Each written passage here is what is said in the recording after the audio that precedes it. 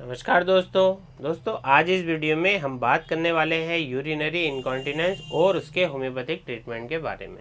तो आइए दोस्तों जानते हैं यूरिनरी इनकॉन्टिनेंस क्या होता है।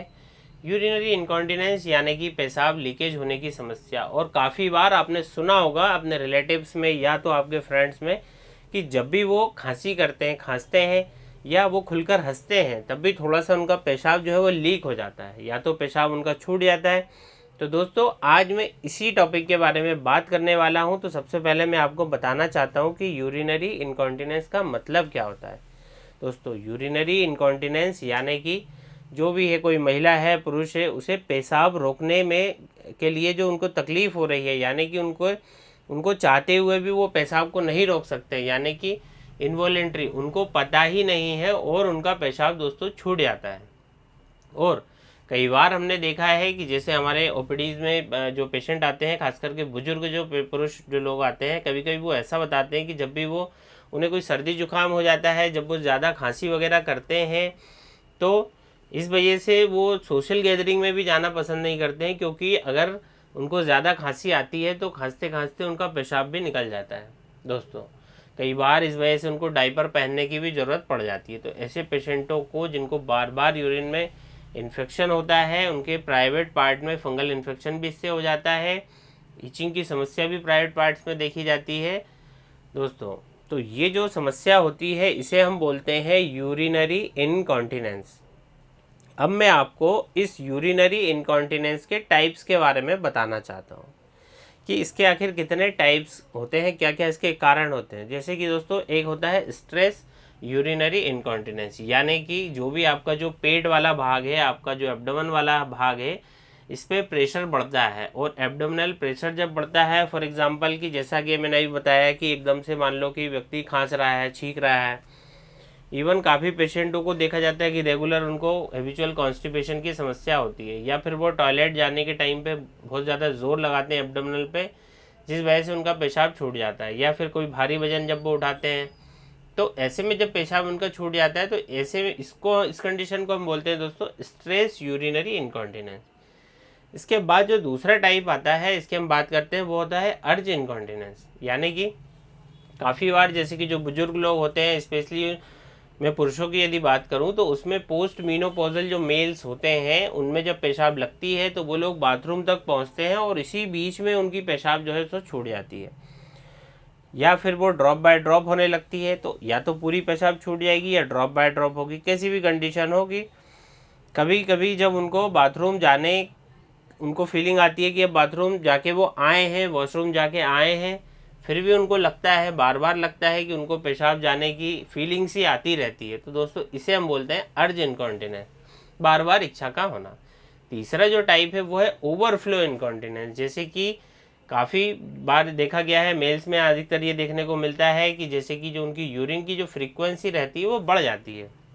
उनको ऐसा लगता है कि बार बार पेशाब करने की उनके अंदर से ही फीलिंग आती है। और जनरली मेल्स में जिनको कि प्रोस्टेट ग्लैंड की वजह से तकलीफ हो रही है दोस्तों, उनमें ज़्यादा सिम्टम्स देखने को मिलते हैं। चौथा जो इसका प्रकार होता है वह होता है फंक्शनल इनकॉन्टिनेंस। इसके जो रीजन होते हैं मोस्ट ऑफ द टाइम हम देखते हैं कि न्यूरोलॉजिकल से रिलेटेड प्रॉब्लम्स की वजह से ये होता है, ऐसे पेशेंट में जिनमें कि फंक्शनल इनकॉन्टिनेंस की समस्या पाई जाती है दोस्तों। तो आपने समझा इसके टाइप्स के बारे में। अब हम बात करते हैं कि कारणों के बारे में, कि किससे हमें क्या क्या इसके कारण होते हैं। तो दोस्तों इसके अलग अलग बहुत सारे कारण होते हैं, और जो सबसे पहला और कॉमन जो कारण होता है वह होता है हमारा खान पान। जी हाँ दोस्तों, जैसा कि आजकल ये देखा गया है कि बहुत सारे लोग आजकल अधिक मात्रा में चाय, कॉफ़ी आदि चीज़ों का सेवन करने लगे हैं। तो अधिक मात्रा में यदि आप सिट्रस फूड जैसे कि संतरा, नींबू, चाय, कॉफ़ी आदि ऐसी चीज़ों का प्रयोग करते हैं, तो इससे आपको बार बार और अचानक से पेशाब लगने की समस्या हो सकती है या इससे बढ़ सकती है। इस तरह का यदि आपको कारण मिलता है तो आपको सबसे पहले इन चीज़ों का सेवन बंद कर देना चाहिए। आप देखेंगे कि यदि आपने इतना भी कर लिया, यदि आपको ये समस्या है और यदि आप इन चीज़ों को अवॉइड करते हैं, तो इस समस्या के लिए आपको बाकी दवाई लेने की ज़रूरत नहीं होगी। बढ़ते हैं अगले कारण की तरफ दोस्तों, वह है ब्लैडर पर कंट्रोल खत्म हो जाना। ब्लैडर की जो मसल्स होती हैं उनका कमज़ोर पड़ जाना, यह कारण हमें ओल्ड एज वाले लोगों में ज़्यादा देखने को मिलता है। ओल्ड एज के चलते कई बार जो है ब्लैडर की जो मसल्स होती है वो कमज़ोर पड़ती चली जाती है, और पेशेंटों का अपने ब्लैडर पर कंट्रोल खत्म होता चला जाता है due to weak of muscles. इसके अलावा यूरिनरी ट्रैक्ट का जो इन्फेक्शन होता है ये भी कई बार एक बहुत बड़ा कारण उभर के आता है, और यूरिनरी ट्रैक्ट में इन्फेक्शन होने के कारण बार बार और अचानक से पेशाब लगने की समस्या देखी जाती है। बाथरूम में जलन का होना, ये सब हमें यूटीआई के लक्षणों में देखने को मिलते हैं। दोस्तों महिलाओं की बात करें तो प्रोलैप्स ऑफ यूटेरस के कारण भी उन्हें अचानक से बाथरूम जाने की इच्छा पैदा होती है। इसके अलावा जो महिलाएं प्रेगनेंसी के दौरान या उनकी डिलीवरी के दौरान या मीनोपॉज के दौरान जिनमें हार्मोनल चेंजेस एक बड़ी वजह बनता है यूरिनरी इनकॉन्टिनेंस की, जो कि महिलाओं में अक्सर हो जाया करती है। दोस्तों अगला एक कारण है अनकंट्रोल्ड ब्लड शुगर। यदि आप डायबिटिक हैं और आपका ब्लड शुगर लेवल अनकंट्रोल्ड है, तब भी आपको ऐसा देखा जाएगा कि बार बार से और अचानक से पेशाब लगने की समस्या आपको हो सकती है। उसी तरह पुरुषों में प्रोस्टेट ग्लैंड के बढ़ जाने के कारण भी या प्रोस्टेट ग्लैंड के इन्फेक्शन के कारण भी दोस्तों यूरिनरी इनकॉन्टिनेंस की समस्या अक्सर हो जाया करती है। दोस्तों चाहे वो महिला हो पुरुष हो, जिनमें कि कई बार इंस्ट्रूमेंटल इंजरी के कारण यह समस्या देखने को मिलती है। यदि कोई ब्लैडर की किडनी की कोई सर्जरी हुई है, बार बार आपको कैथेटर डाला गया है, कोई इंस्ट्रूमेंट से आपको चोट पहुंची है, तो उसके कारण उसके बाद आपको वहाँ की जो नर्व्स है मसल से डैमेज हो जाती है, जिसके कारण भी आपको बार बार और लगातार पेशाब जाने की इच्छा आपको बनी रहती है, या आपको बूंद बूंद करके कपड़ों में बाथरूम आने की शिकायत दोस्तों अक्सर ये हो जाया करती है इंस्ट्रूमेंटल इंजरी के कारण।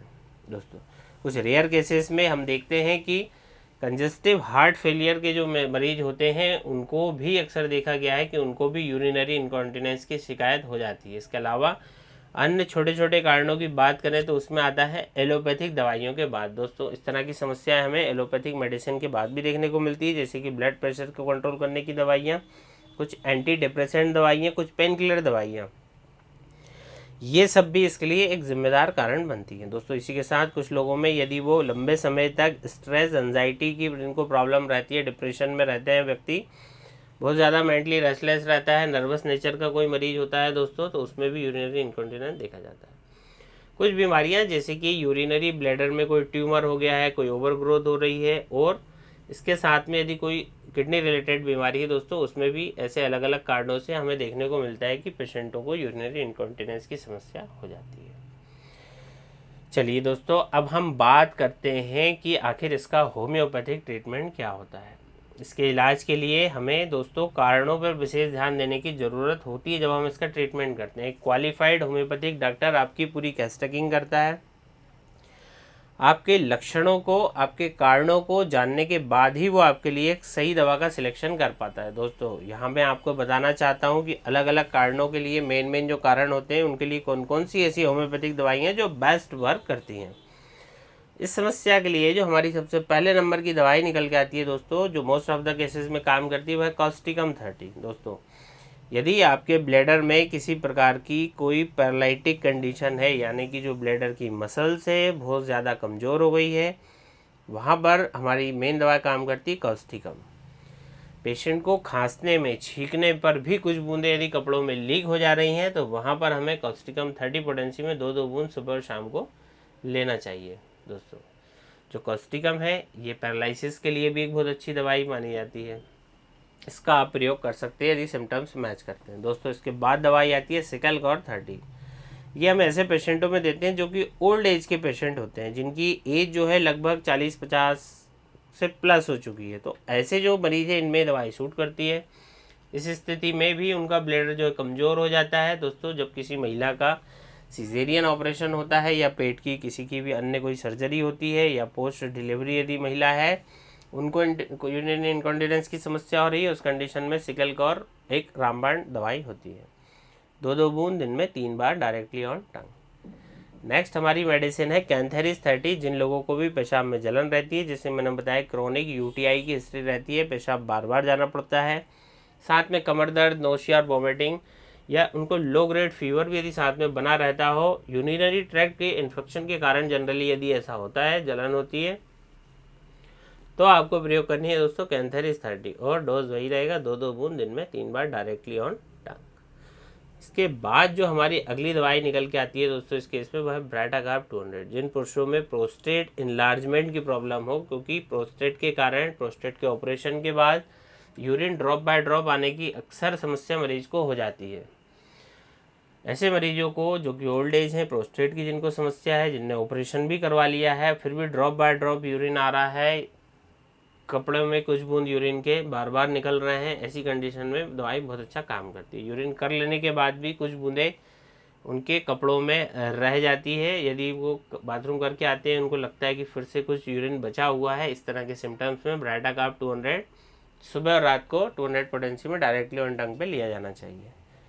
डायबिटीज़ की वजह से यदि यूरिनरी इनकॉन्टिनेंस हो रहा है तो ऐसे में यूरेनियम नाइट्रिकम 4x टैबलेट का प्रयोग करना है। 2 गोली दिन में 3 बार चूसने के लिए आती हैं, टैबलेट्स होती हैं दोस्तों। अगली हमारी मेडिसिन है कोनियम मैकुलेटम 30। कोनियम एक ऐसी दवाई है जो कि मीनोपॉजल एज के बाद जो फीमेल्स होती हैं दोस्तों, उनमें बहुत ज़्यादा उपयोगी ये दवाई होती है। मीनोपॉजल एज में महिलाओं के जो ब्लैडर होता है, उनका जो यूटेरस होता है, इन सब में क्या है चेंजेस आ रहे होते हैं, एस्ट्रोजन हार्मोन की कमी हो जाती है। इसके चलते उनको यूरिन इनकॉन्टिनेंस की समस्या ऑन एंड ऑफ होती रहती है। ऐसे केसेस में हम हार्मोनल को बैलेंस करने के लिए और यूरिन की समस्या को ठीक करने के लिए हम देते हैं कोनियम 30। 2 बूंद सुबह और रात को आप डायरेक्टली ऑन टंग पर इसको दे सकते हैं दोस्तों। अब मैं आपको बच्चों के केस में यदि यूरिनरी इनकॉन्टिनेंस होता है, उसमें उपयोग की जाने वाली होम्योपैथिक दवाई सिना के लक्षणों के बारे में बताता हूँ दोस्तों। यदि अगर बच्चे के पेट में कीड़े हैं, कृमि हैं और उसकी वजह से उसको यदि यूरिनरी इनकॉन्टिनेंस की प्रॉब्लम है तो सिना 30 देने से दोनों ही समस्याएं, पेट के कीड़े भी ठीक हो जाएंगे, यूरिन की समस्या भी ठीक हो जाएगी। 2 बूंद दिन में 3 बार डायरेक्टली ऑन टंग। बच्चा यदि बहुत छोटा है तो आप 1 बूंद चम्मच 1 चम्मच पानी में भी आप इसको दे सकते हैं। साथ में यदि वेटिंग की भी समस्या यदि हो रही है तो भी इस दवाई से ठीक हो जाएगी। कुछ बच्चे जो है कि रात में बिस्तर पर पेशाब कर देते हैं, उसके लिए भी एक मेन दवाई होती है। साथ में पेट में यदि कीड़े हैं उसके लिए भी एक मेन दवाई होती है। तो दोस्तों वेटिंग की एक और दवा होती है जो कि रात को बच्चों को ऐसा ड्रीम्स आते हैं, सपने आते हैं कि वो कहीं पे खड़ा होकर पेशाब कर रहा है और अपना बिस्तर वहाँ वो गीला कर देता है। अगर ऐसे लक्षण मिलते हैं तो विशेष एक दवाई है क्रियोजोट 200, इसका भी हमें प्रयोग करके देखना चाहिए। 2 ड्रॉप सुबह और रात को 1 चम्मच पानी में आप मिलाकर बच्चों को दे सकते हैं। एकदम सेफ दवाई है, कोई इसका नुकसान नहीं है, आप यूज़ कर सकते हैं दोस्तों। यूरिनरी इनकॉन्टिनेंस के लिए कई सारी ऐसी होम्योपैथिक दवाइयाँ हैं जो कि केस के अकॉर्डिंग और कारण के अकॉर्डिंग दी जा सकती है। मैंने यहाँ पे कुछ मेन दवाइयों के बारे में आपसे चर्चा की है। तो यदि आप अपनी किसी बीमारी के लिए होम्योपैथिक इलाज के लिए हमसे संपर्क करना चाहते हैं दोस्तों, तो जो नीचे दिया जा रहा है व्हाट्सएप नंबर, आप अपना समस्या इस पर मैसेज कर सकते हैं या आप क्लिनिक भी हमारा विजिट कर सकते हैं। क्लिनिक का पता है Arera colony 11 number market Bhopal. आप वेबसाइट विजिट कर सकते हैं दोस्तों। मिलते हैं जल्द ही नेक्स्ट वीडियो में एक नई जानकारी, एक नए टॉपिक के साथ। तब तक अपना ध्यान रखिए, स्वस्थ रहिए, मस्त रहिए। जल्द मिलते हैं, धन्यवाद।